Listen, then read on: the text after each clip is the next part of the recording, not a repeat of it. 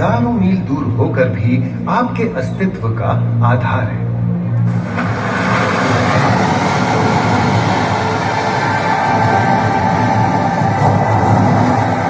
ये महासागर है, मीलों दूर तक फैला हमारे जीवन का केंद्र, जिसका पानी हर देश की सीमा से परे है। हमें सांस लेने के लिए जरूरी ऑक्सीजन का 50 से 80% इन्हीं समुद्रों के पानी से आता है। ये भी कह सकते हैं कि ये सागर एक विशाल संयुक्त परिवार की तरह है, जिसमें ये सभी जीव एक ही घर में रहते हैं, जैसे मछलियां, mollusc, dolphin, seal, walrus, crustacean, bacteria, समुद्री एनीमोनी और हाँ, ब्लू व्हेल भी, जो पृथ्वी का सबसे बड़ा जीव माना जाता है। और जंतु ही नहीं, इन समुद्रों में पौधों की भी लाखों प्रजातियां पाई जाती हैं। इन विशाल समंदरों का पानी हमारी पृथ्वी का लगभग 3/4 हिस्सा है। इस धरती पर 5 बड़े महासागर हैं: आर्कटिक, अटलांटिक, हिंद, प्रशांत और दक्षिणी महासागर। ये सागर इतने महत्वपूर्ण हैं कि इनका तापमान और लहरें दुनिया के हर हिस्से के मौसम पर असर डालते हैं, चाहे वो मौसम कितना ही खतरनाक क्यों ना हो। हमारी ही तरह पानी के नीचे पनपता हर जीवन सूरज की रोशनी पर निर्भर है। जी हाँ जनाब, सिर्फ ये जंतु, मछलियां, पेड़ पौधे ही नहीं, बल्कि बैक्टीरिया जैसे सूक्ष्म जीव भी सूरज से ऊर्जा पाकर खिलखिला उठते हैं।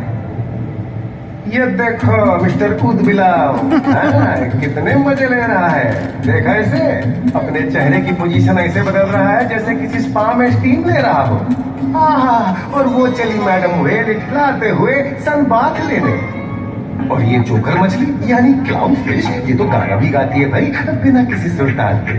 हाँ, ये राग समुद्री जानती है, और कोई खतरा महसूस होने पर ये कभी गुर्राती है और कभी चहकती है। क्लाउन फिश है ना। और ये डॉल्फिन हमारे स्मार्टफोन से भी ज्यादा स्मार्ट है। ये अपनी आवाज का इस्तेमाल सोनार की तरह करके एकदम सही दिशा में तैरती और एक दूसरे को संदेश भेजती है। जी हाँ, ईमेल या व्हाट्सएप से भी तेज। मूंगा चट्टानें यानी कोरल रीफ दुनिया की सबसे विविध इकोसिस्टम्स में से है। इन चट्टानों को अक्सर समुद्र के वर्षावन कहा गया है। आई, समुद्र में वर्षा, अजीब बात है ना। अरे दरअसल इनका नाम इनके आसपास बसे इन जीवों की विविधता के कारण पड़ा है। इनमें से कुछ मूंगे गर्म उथले समुद्र में, तो कुछ ठंडी अंधेरी गहराइयों में रहकर हमारे इकोसिस्टम के संतुलन को बनाए रखते हैं। पौधे हमारे इकोसिस्टम का एक बहुत ही महत्वपूर्ण हिस्सा है और पानी में ऑक्सीजन का सबसे बड़ा स्रोत है। इस नीले पानी में मौजूद कई पौधों में से एक बहुत ही महत्वपूर्ण पौधा है फाइटोप्लैंक्टन, जो पूरी दुनिया की ऑक्सीजन की जरूरत का लगभग 50% बनाकर हमारा अस्तित्व बनाए रखता है।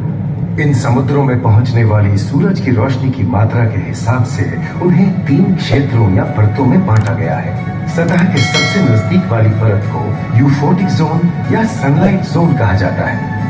जाहिर है कि यहाँ सूरज की सबसे ज्यादा रोशनी पहुंचती है और 90% समुद्री जीवन इसी परत में मौजूद है। अगली गहरी परत को डिस्पोटिक जोन या ट्वाइलाइट जोन कहा जाता है। इस परत तक सूरज की सिर्फ 1% रोशनी पहुंचती है, जो पौधों के जिंदा रहने के लिए काफी नहीं है। तीसरी और सबसे गहरी परत एफोटिक जोन या मिडनाइट जोन है। यहाँ सूरज की रोशनी बिल्कुल नहीं पहुंचती। ये परत पूरी तरह से अंधेरी और ठंडी होती है, बिल्कुल किसी हॉरर मूवी के सीन जैसे। ये कई जगह पर इतनी गहरी होती है कि यहाँ आसानी से माउंट एवरेस्ट जैसे ऊंचे पहाड़ भी समा सकते हैं। और इसकी सबसे गहरी जगह है प्रशांत महासागर में मरियाना ट्रेंच।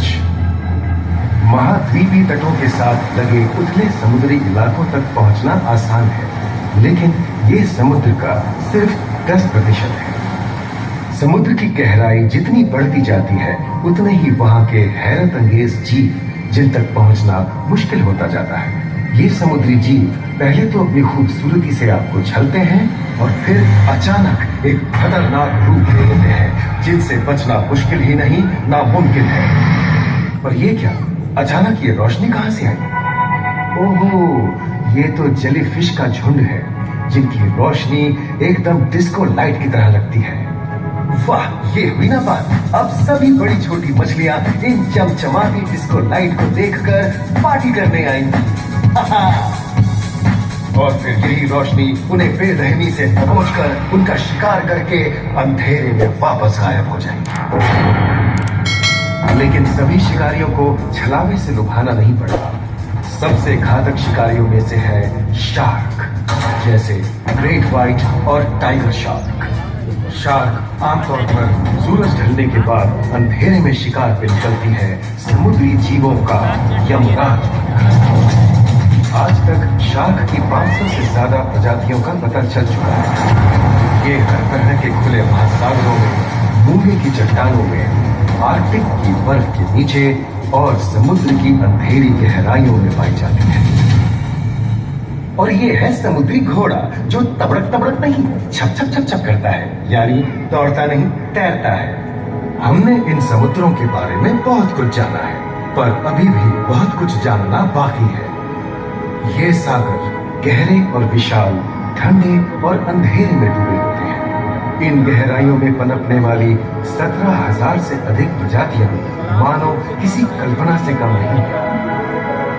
किसी खूबसूरत एंजल की तरह दिखने वाले जीवों के साथ साथ न जाने और क्या क्या देखने को मिले।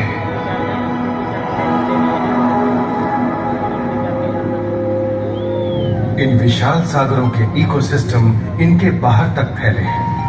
खारे पानी की खाड़ियां, समुद्रों, समुद्र तटों और नमकीन दलदली इलाकों तक। मानव जाति दशकों से प्लास्टिक, जहरीले रसायन, तेल और ऐसी कई चीजों को पानी में बहाकर समुद्रों को नुकसान पहुंचा रही है। कई समुद्री जीवों या मछलियों की दर्दनाक मौत और उनकी इस तड़प का जिम्मेदार हमारी मानव जाति ही है। पिछले कुछ दशकों में वैज्ञानिक पैमाने पर सामने आए खतरों में से एक बड़ा जलवायु परिवर्तन है, जिससे महासागर गर्म हो रहे हैं और ग्रीन हाउस गैसों की अधिकता और ऑक्सीजन की कमी के कारण इन समुद्रों का अम्लीकरण हो रहा है। सागरों के इस तरह गर्म होने से पानी का स्तर बढ़ गया है और बर्फ की चादर पिघल रही है।